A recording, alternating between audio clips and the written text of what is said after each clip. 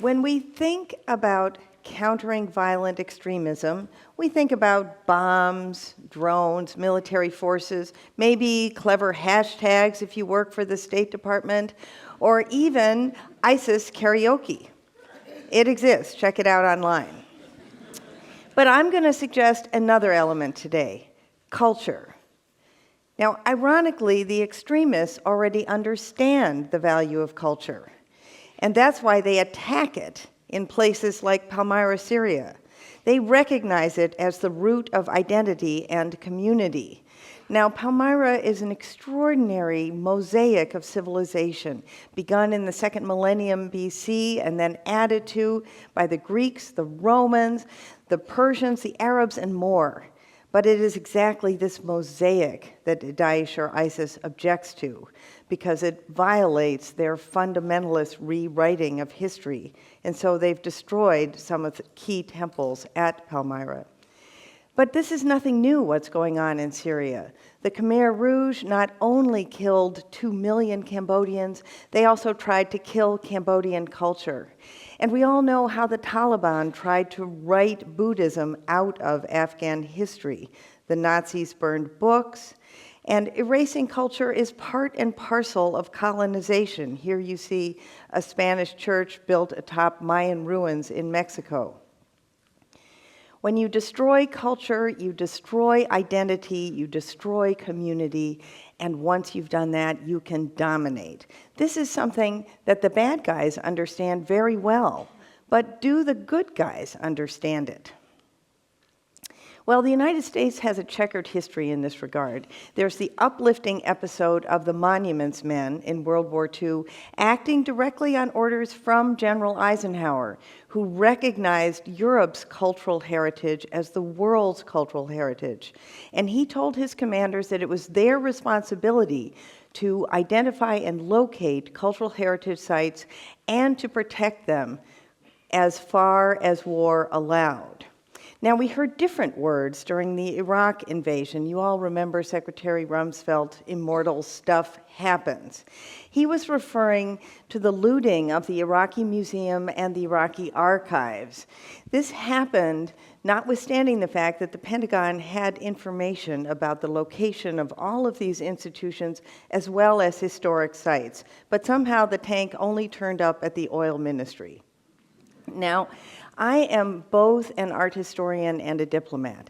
As an art historian, I'm devastated by the destruction of cultural heritage. But as a diplomat, I see an additional problem. What kind of message did this send to the Iraqis?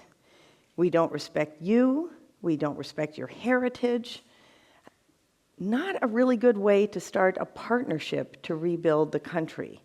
And to this day, Iraqis complain about the military outposts set up on the Babylonian ruins. Now, I want to look with you at two examples of culture at the heart of recovery from conflict and countering violent extremism. And we're going to begin with these two men, Arn Chorn Pan and Ploon Prim. Arn learned to play the flute in the Khmer death camps.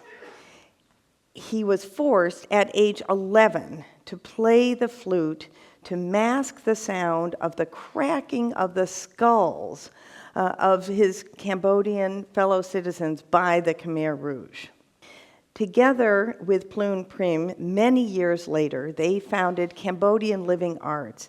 And the goal of Cambodian Living Arts was to find the remaining masters to enable them to practice their craft and to pass it on to other people. So they restored to Cambodia its heritage, its history, and its identity. And so today, when you travel in Cambodia, you will see people practicing these classical arts of dance. Culture has also been essential to Cambodia's economic recovery. Over 1 million visitors a year go there to see largely the ruins of Angkor Wat, but they fuel the country's economy. So in Cambodia, culture has been both at the root of healing the psyche of the country and also fueling economic development. Now, I'd like to take you on a journey to Timbuktu, a place where I've been spending time working on the Timbuktu Renaissance, which is a Malian-American project to support peace, unity, and economic development in Timbuktu and Mali through a focus on culture. And this is a very logical thing to do because culture is Mali's calling card to the world. Timbuktu, which you see here, the parts of the university, Timbuktu was once a great center of commerce, culture, and learning, on a par with Florence in the Italian Renaissance. There were 25,000 people who attended the university. That's more than there is in the town today. And one of the goals of the Timbuktu Renaissance is to rebuild this university. But when I say Timbuktu, you may also remember the occupation by extremists in 2012, a toxic mix of Tuareg separatists and jihadists from surrounding countries joined forces and occupied and imposed strict Sharia law. They were expelled in 2013 by French-led forces, who you see here. And thanks to the courageous efforts of Timbuktu's citizens, the damage to her culture by the jihadists was minimal. This man, Abdelkader al-Haidara, saved the manuscripts of Timbuktu through an ingenious scheme. He spirited them away by night to safety in Bamako, where now they are being digitized and preserved.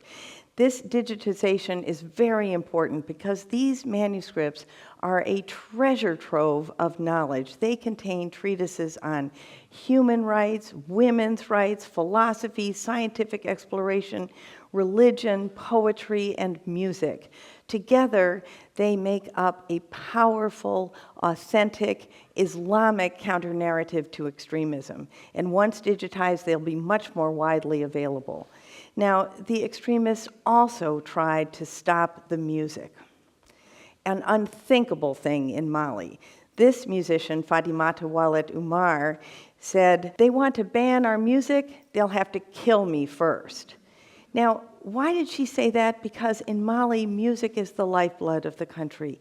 It's the internet. It's the way people communicate about the past, the present, and their vision for the future. So Fatimata and her band, Tartit, play on.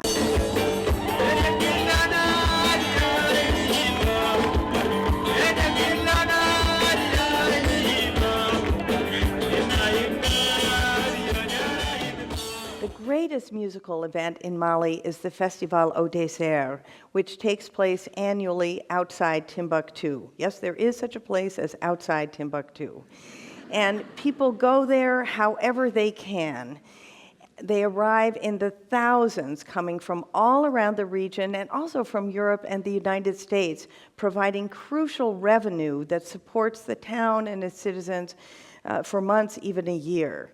The musical lineup includes local favorites such as diva Kyra Arbi and also international rock stars such as Bono. Now, why would Bono go all the way to Timbuktu?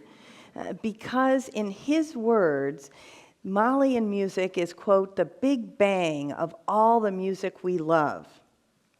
And what he means by that is Malians, of course, first came to this country as slaves, and their rhythms seeded the development of the blues, which is, of course, the roots of rock and roll. So today, the festival has not yet been able to return to Timbuktu. In its stead, festival founder Mani Ansar has organized the Caravan of Peace, which brings together musicians from all over Mali. They travel the country, providing a platform for the citizens' desire for peace. And they've had their way. A peace deal was signed in June of this year, and shortly afterwards, Irina Bokova, who you see here, the Director General of UNESCO, traveled to Timbuktu to celebrate the restoration of shrines that had been attacked by the jihadists. You see her here with Mali's Minister of Culture in yellow, and also the Imam of Timbuktu. He's a very cool guy, as I'm sure you can tell. When we were there with the Google Cultural Institute, he proudly declared that he was the first person in Timbuktu to get online. So In Timbuktu, the jihadists have failed. And I hope when you hear the word culture, you will think of the extraordinary model set by this faraway place of recovering from conflict and countering violent extremism through a focus on culture. And if you're interested and would like to know more, please check out the Timbuktu Renaissance website. Stay in tune for updates, including the return of the festival to Timbuktu. Thank you.